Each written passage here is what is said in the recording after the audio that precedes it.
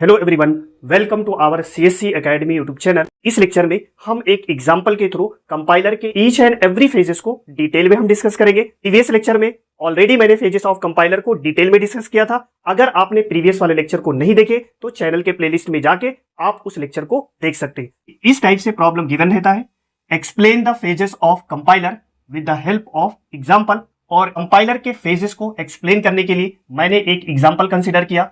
इस एग्जाम्पल में position, initial and rate ये वेरिएबल है, मींस आइडेंटिफायर है, और यहाँ पे असाइनमेंट ऑपरेटर है। असाइनमेंट ऑपरेटर का मेन एम होता है राइट साइड के वैल्यू को इवेलुएट करना या कैलकुलेट करना और लेफ्ट साइड के वेरिएबल में स्टोर करना। जैसा कि आपको पता है, कंपाइलर एक टाइप का प्रोग्राम होता है जो हाई लेवल लैंग्वेज को लो लेवल लैंग्वेज में कन्वर्ट करता है। इस एग्जांपल में हाई लेवल लैंग्वेज का मैंने एक सिंपल सा स्टेटमेंट कंसीडर कर लिया। कंपाइलर के ईच एंड एवरी फेज का input and output value find out करना है। अब हम इसको प्रोसेस करेंगे।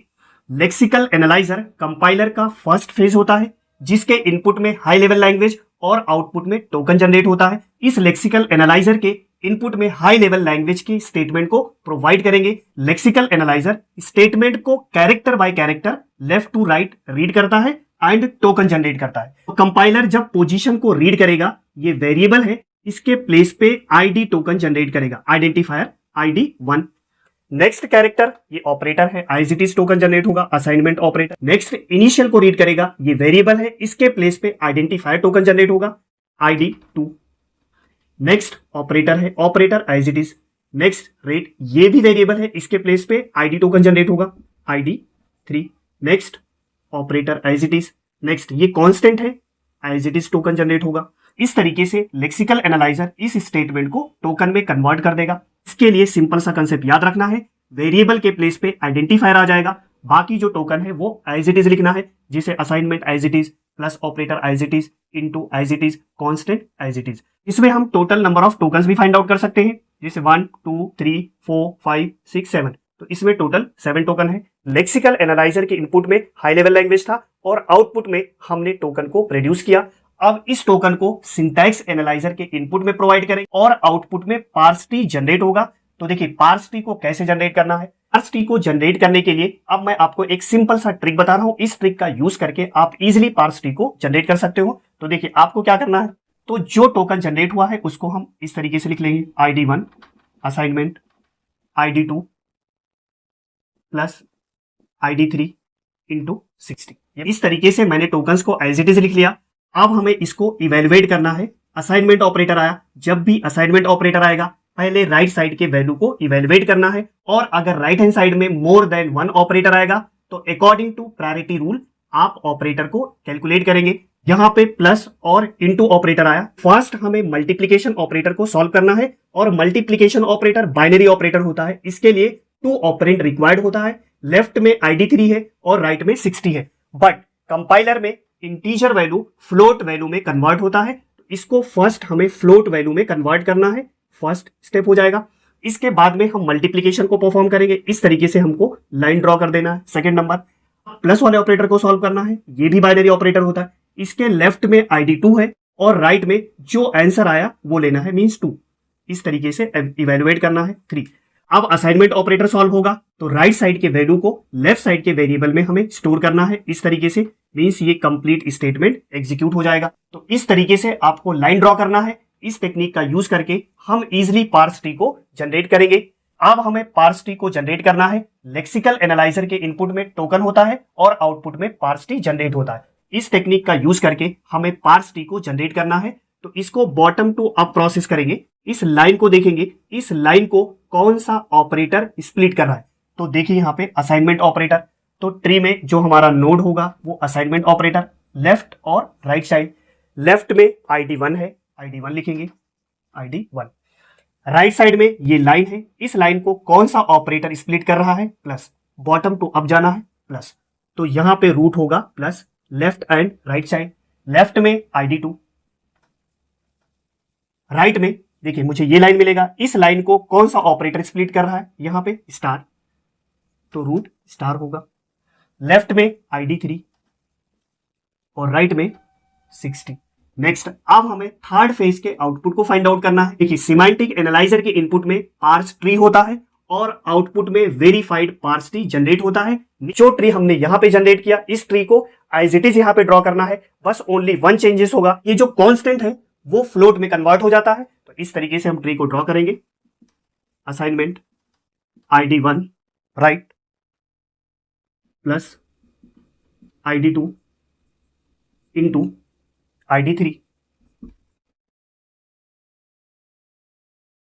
Into 2 real 60.0।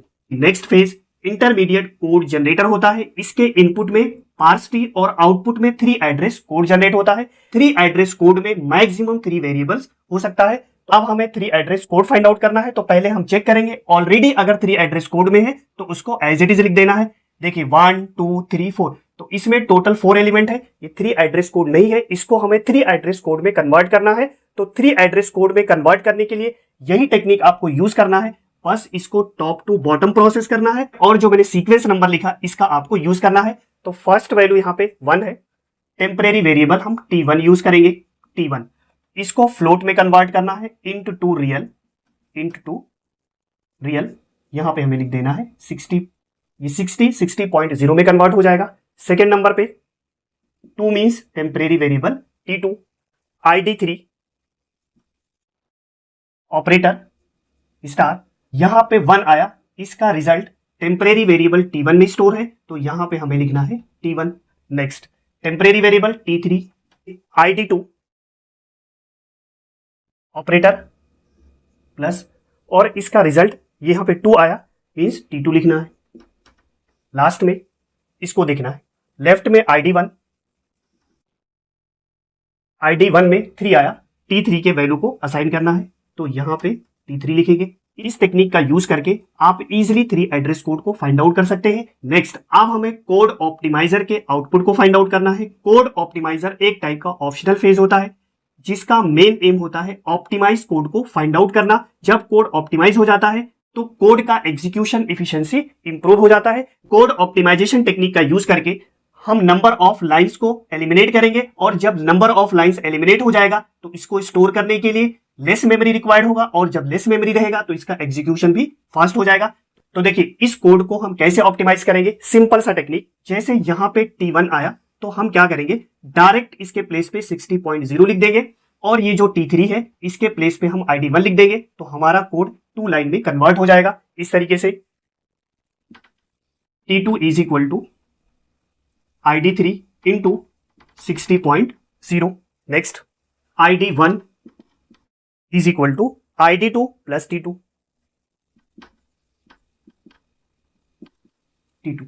दोनों का आउटपुट सेम होगा, बट ये जो कोड है वो ऑप्टिमाइज्ड है। अब इस ऑप्टिमाइज कोड को कोड जनरेटर के इनपुट में प्रोवाइड करेंगे, और आउटपुट में लो लेवल लैंग्वेज हमको जनरेट करना है। तो देखिए लो लेवल लैंग्वेज कैसे जनरेट होगा, तो हमें लो लेवल इंस्ट्रक्शन को जनरेट करना है। फर्स्ट हमें T2 को कैलकुलेट करना है, और T2 को कैलकुलेट करने के लिए ID3 एंड 60 रिक्वायर्ड होगा।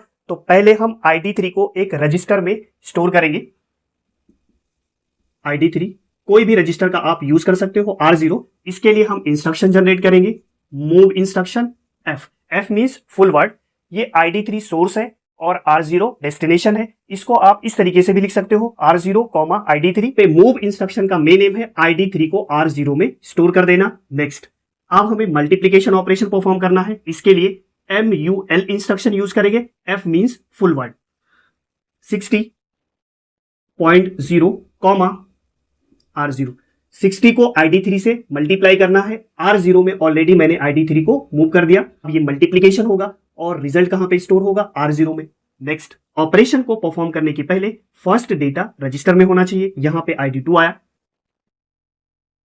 इसको हम सेकेंड रजिस्टर में मूव करेंगे, इंस्ट्रक्शन यूज करेंगे मूव F। नेक्स्ट अब हमें यहां पे एडिशन ऑपरेशन परफॉर्म करना है, ऐड F ID2 और T2 के साथ में।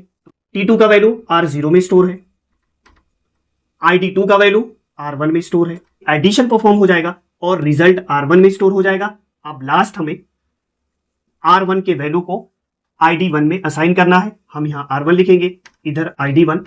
इसके लिए हम मूव इंस्ट्रक्शन का यूज करेंगे। देखिए डिफरेंट टेक्स्ट बुक में डिफरेंट टाइप के असेंबली लैंग्वेज का यूज किया जाता है, जो आपको इजी लगे उस तरीके से सॉल्व करना है। आप किसी भी फॉर्मेट का यूज कर सकते हो, कोई प्रॉब्लम नहीं।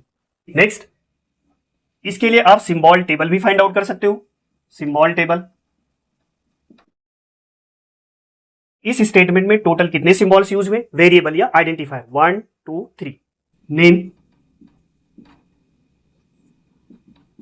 लोकेशन, फर्स्ट पोजीशन,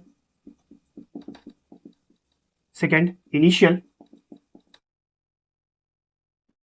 रेट, इसका location dot dot. Symbol table में जो वेरिएबल है वो मेमोरी लोकेशन पे स्टोर होगा और मेमोरी का एग्जैक्ट लोकेशन हमको नहीं पता है, इसलिए हम यहाँ पे डैश लिखेंगे। I hope phases of compiler का कंसेप्ट समझ में आ गया होगा। इस तरीके के और लेक्चर्स के लिए आप चैनल को सब्सक्राइब कर सकते हैं, आप बाकी फ्रेंड को शेयर भी कर सकते हैं। तो मिलते हैं नेक्स्ट लेक्चर में। Thanks for watching, thank you so much.